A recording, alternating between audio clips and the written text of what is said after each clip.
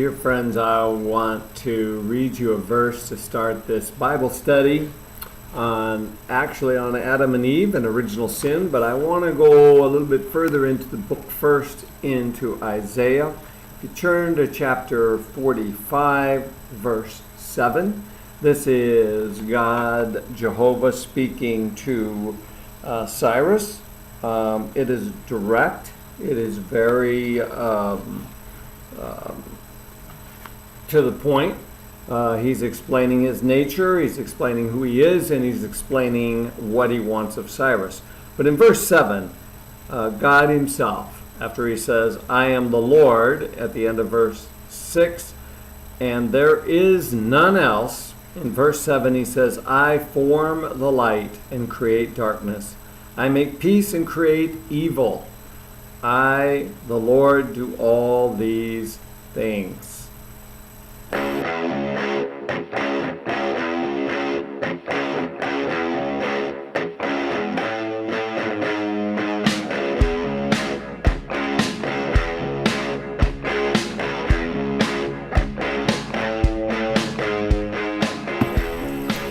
Now, friends, you may be asking yourself after this and reading the story of Adam and Eve, the garden, the tree that was put there, why would God set up a situation, put his brand new creation, his new children, his new babies in the garden, and then give them a direct command to avoid a particular tree, which in the Bible is called the tree of knowledge, or the tree of knowledge of good and evil, and then allow Satan, who had already fallen, had already taken a third of the angels with him, had already shown that he was an enemy of God, direct access to his creation. Why would he do that? Well, there's a very good reason, and it is explained explicitly in the scriptures.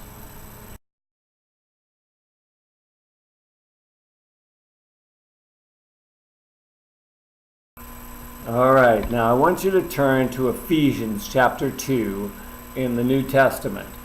Paul, who wrote most of the New Testament, explains very clearly why God would set us up for failure and what he was trying to do and what he was trying to prove and how he decided to solve the problem that he actually created.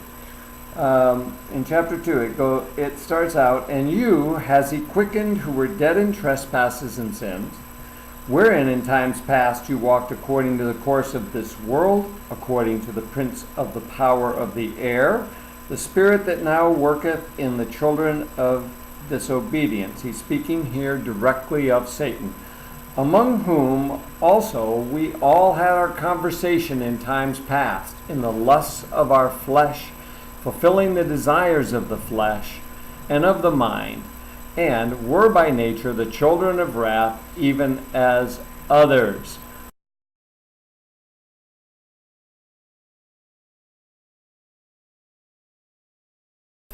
So, if you're still in Ephesians in the second chapter, if you drop down to verse 7, it talks about why God did this.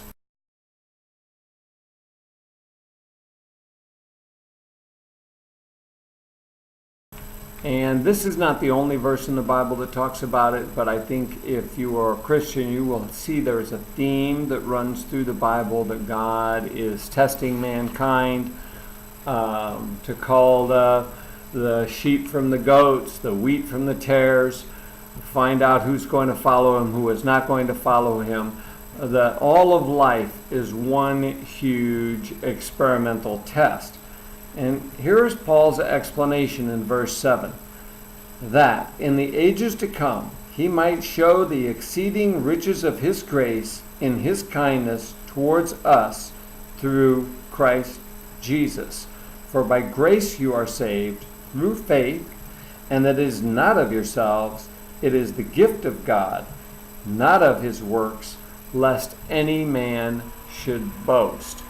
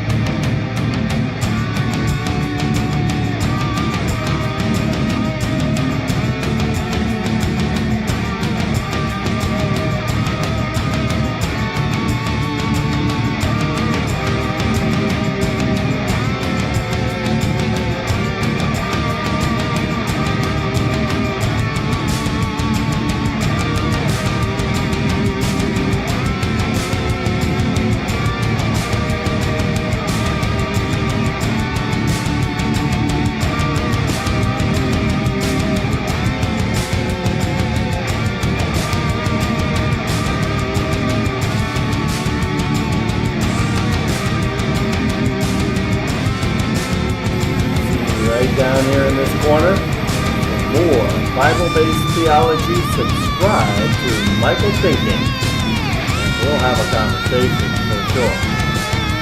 See you later.